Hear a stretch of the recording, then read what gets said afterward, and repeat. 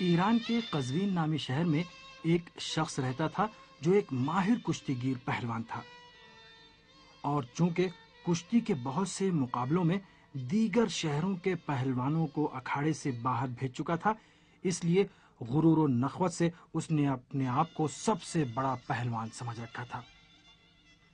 ایک دن اس نے ایک حمام میں ایک پرانے زمانے کے پہلوان کی تصویر دیکھی جو اس دور کے جوان کھلاڑیوں کے لیے آئیڈیل تھا۔ اس پہلوان کی تصویر میں اس کے بازوؤں پر شیر گدا ہوا تھا جو شجاعت اور طاقت کی علامت سمجھا جاتا تھا۔ اس جوان پہلوان نے اپنے دل میں کہا کہ اب جب کہ سبھی پہلوانوں کو میں شکست دے چکا ہوں تو اپنے اوپر ایسا گدنا گدواؤں جس سے لوگ مجھے بھی ایران کے بڑے بڑے پہلوانوں میں گننے لگیں۔ اس دور میں جسم عام طور سے حمام میں ہی گودا جاتا تھا، اور اتفاق سے اس حمام کا مالک بھی نقش و نگار گودنے میں بہت ہی ماہر تھا۔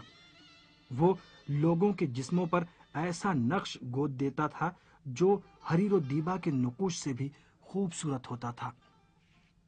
اس دور میں جسم پر نقش و نگار گودنے کے لیے جدید وسائل و آلات نہیں ہوتے تھے۔ جو اپنے جسم پر نقش و نگار گدواتے انہیں بہت زیادہ درد برداشت کرنا پڑتا۔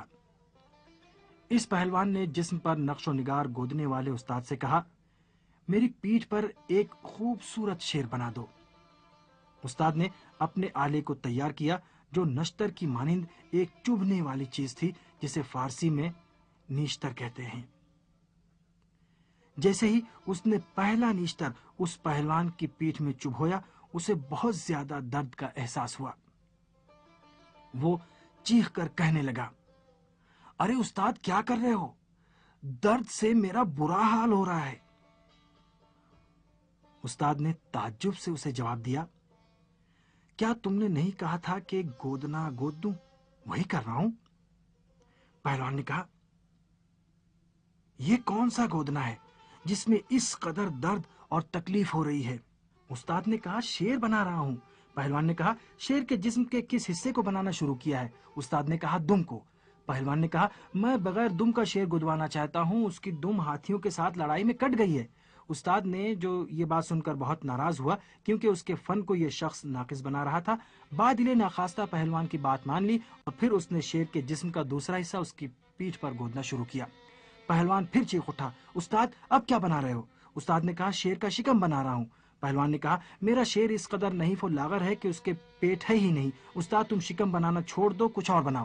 استاد نے غصے میں آ کر گودنے کے آلے کو الگ رکھ دیا اور اس پر برستے ہوئے کہا، آج تک کسی نے بغیر دم اور شکم کا شیر دیکھا ہے؟ جب تم ایک نیشتر کا درد برداشت نہیں کر سکتے تو خود کو پہلوان کیسے کہتے ہو؟ بہتر ہے کہ ہر شخص کو اپنی توانائیوں کا ہر کام میں اندازہ ہونا چاہیے۔